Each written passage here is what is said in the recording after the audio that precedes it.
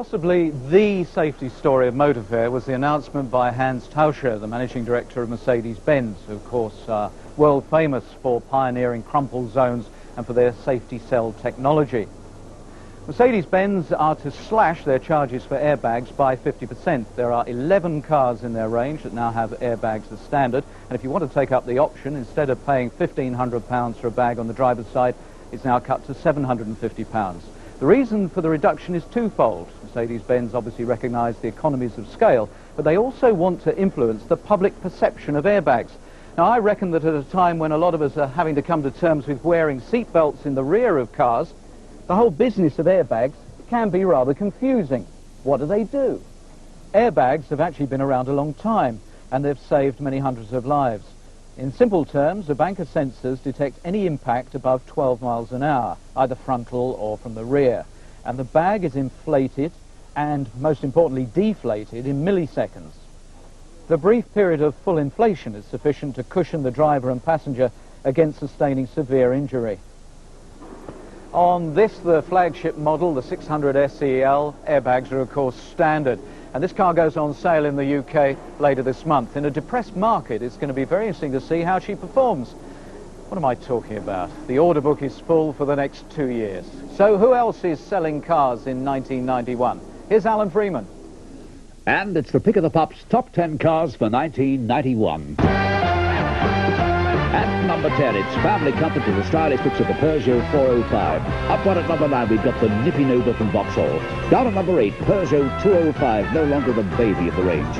Rover Metro's at number 7, best small hatch and car of the year. And down at number 6, the superb quality 200 series from the Rover stable, right? Down at number 5, it's the fresh as air Vauxhall Astra. On the climb, up at number 4, the shape that shocked the world, the Ford Sierra. It's the top 3, and down at number 3, Vauxhall's Cavalier in the battle for the fleet market. Up at number 2 and waiting for number 1 is Ford's ever-popular Escort. And at number 1 in 1991, Ford again, and this time with the fun-loving Fiesta. You betcha. And there they are. That was the top 10 UK cars, 1991. All right, not off. So this is what the stylists at Lotus Engineering get up to when they let off the leash. Basically a Lotus Elan, but on the top of it they've built this stylish, very aerodynamic body. This central bar is a bit of a barrier to traditional sports car activities, I think, but the car itself is no joke. The interior trim panels, the sophisticated stereo system, these lovely drilled racing pedals, even the floor mats could be incorporated in production cars if the public likes them. I think it's very reminiscent of the old Porsche Spider. I think if Lotus produced it tomorrow, it would sell like the proverbial hotcakes.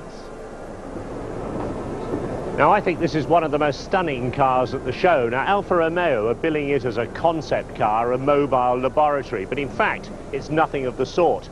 The Alfa engineers built this 155-mile-an-hour four-wheel drive, four-wheel steer Proteo with its unique self-stowing glass roof as a full production car that would have gone on sale.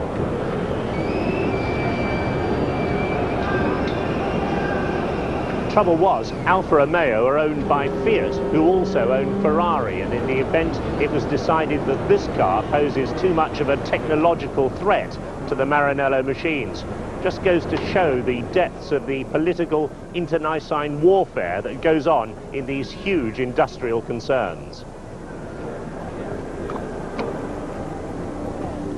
For me, one of the most significant stories here at Motor Fair is the announcement of a joint initiative by Ford and Motorola in support of the Lamplugh Trust. Diana Lamplugh set up the trust in memory of her daughter Susie in order to promote personal safety and personal security, particularly for women. It seems that a lot of people have been put off purchasing one of these personal telephones, not because of the initial cost, but because of the £25 a month rental. Well, that's now been slashed to £10. So Norman Lamont, kindly note, these are no longer yuppie toys. One of these could just save your life. Now, car phones, of course, are very much the rage. We got used to the idea of doing business on the move, but we've now gone one step further towards the office with wheels. You can now have your own fax machine. It'll cost you about £1,650 installed. It's also a photocopier. It's a neat installation. The only thing that worries me, imagine if someone sends you a really long fax. You could end up not being able to see out of the car. just under 2 years.